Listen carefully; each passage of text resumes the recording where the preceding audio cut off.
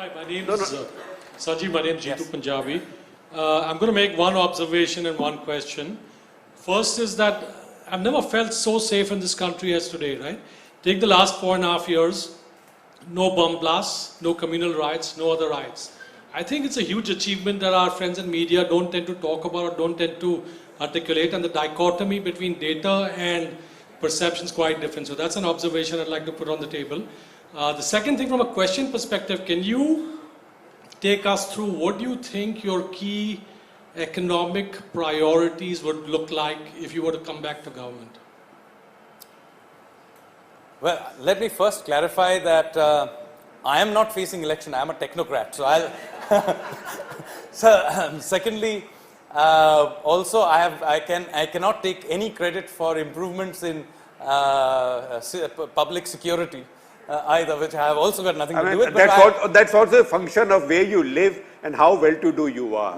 So I don't think you were particularly unsafe. No. I will disagree. I will disagree with you. I'll tell you why.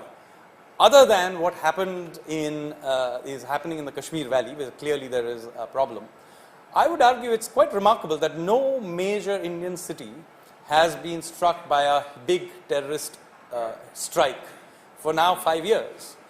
For somebody who grew up in Delhi, for example. For more than 5 years. For a little more than 5 years.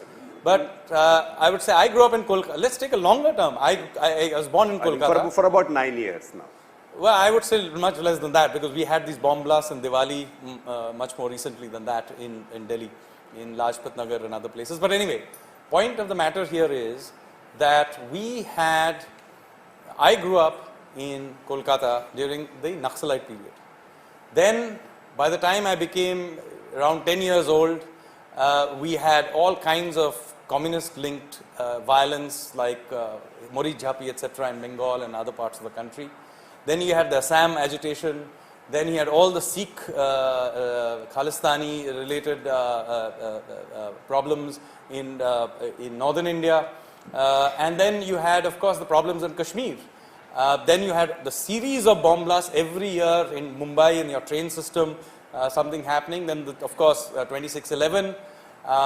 Every other Diwali, you would have a bomb blast in either Lajpat Nagar or Sarojini Nagar and so on. The last several years have literally been the safest India's mainstream middle class has felt. That's true. Well, last several years, not only last 5 years. Okay. Because I go by facts. Hi, my name is Sushant. So my question is that India is urbanized. Kind of approach. Different states should take it seriously and do it. Right there, yes. Hi, my name is Sanskriti Jitani. I work for an NGO, and our main work is focusing on the mental health awareness of the people. Beginning to press the accelerator. So I go with Sunil's point that there is now. Sometimes we feel safe with parents, sometimes we feel scared of parents, right? So how safe a country is something that you check out with facts. So the fact is, and please go back and do your research, since 26/11 in Bombay, there have been only 2 incidents which have caused fatalities in double figures in all of India, except in left-wing extremist areas, Chhattisgarh, Jharkhand, etc., or in Kashmir. There also, in left-wing extremist areas, things have improved marginally, but not very much. Incidents are taking place. Kashmir is enormously worse. So how Kashmir is actually worse by the order of several compared to 2014. So how we feel, how secure we feel, etc., is also a question of what my preferences are. But an Ashokan state, and weak but all-pervasive state. But I am clearly of the Chanakyan line of thought.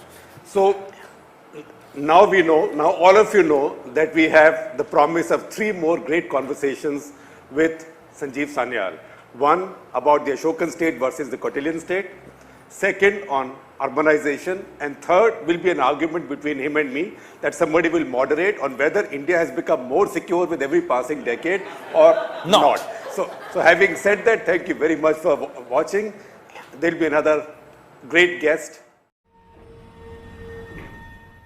11 अगस्त की बात है दोस्तों, बेंगलुरु में एक P नवीन नामक इंसान ने Facebook पर एलिजिडली डेरोगेटरी पोस्ट डाली जो कि प्रॉफिट मोहम्मद और इस्लामिक बिलीफ्स के अगेंस्ट जाती है। काफी ऑफेंसिव है उनकी बिलीफ्स के लिए। अब बात यह है, जो पी नवीन इंसान है ये नेफ्यू है एक कांग्रेस एमएलए श्रीनिवास मूर्ति के कर्नाटका में। City in India, Bangalore, was turned upside down over, again, blasphemy. These snowflakey, good-for-nothing peacefuls can't tolerate anything. More often than not, they're actually the instigators. Now, again, I don't want to say they as in like every time every Muslim is responsible for it. Of course not. But when we look at these incidents one by one, we see there's so many problems that they don't show you in the media. They don't even non-Muslims don't show you that in the media, because Muslims have very successfully created this fear of being labeled as Islamophobic. And we know of all the religions, Islam undoubtedly is the most aggressive one and the most intolerant one.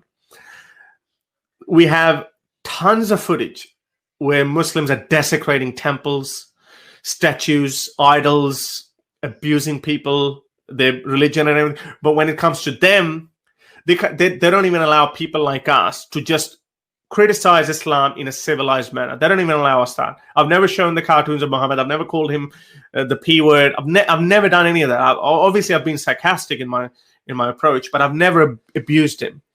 But then these pious Muslims have no shame in abusing other people's religions out of nowhere, and then they cry Islamophobia. So this is the kind of a incident that just recently took place in Bangalore. Have a look at this video.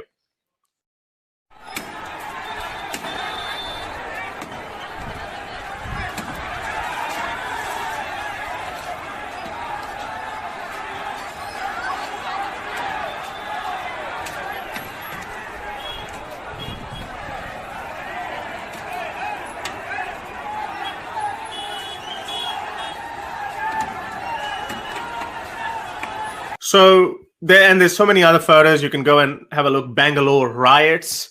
They shouldn't even be called riots. Somebody actually rightfully said that these should be called Bangalore terrorist attacks, because there was no Hindu versus Muslim thing going on. It was just Muslims burning buildings. They attacked a police station, and I don't know how many people got killed.